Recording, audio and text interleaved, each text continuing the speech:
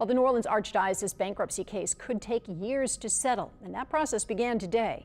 Danny Monteverdi has a look at some requests the Archdiocese made and what attorneys for alleged victims of clergy abuse had to say about them.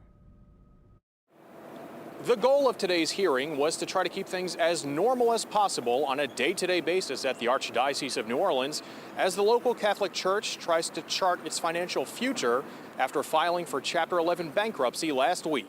Remember, the bankruptcy was filed in the early morning hours of Friday, so today are the first day motions. Attorneys for the Archdiocese asked to get approval on a handful of items, sealing some information, including a list of alleged victims owed money, trying to get a schedule of how to proceed, the okay to continue paying insurance and employees, and an order that would prevent utility companies from cutting off service if payments can't be made.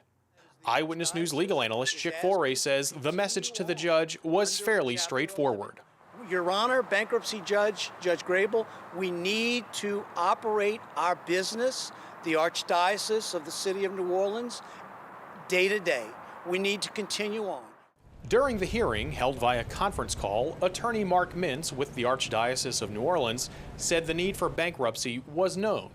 These challenges existed before the coronavirus pandemic, and collections have diminished, he said. This has been in the papers and talked about the financial needs of the Archdiocese.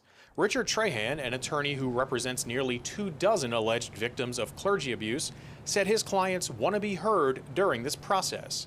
This bankruptcy is driven by the lawsuits our group has filed, he said. Legal observers say today's arguments were common and will take plenty of time to sort out. Danny Monteverdi, Eyewitness News. Well, while some of the requests were granted today, the judge overseeing the case will rule on others in the coming days and weeks.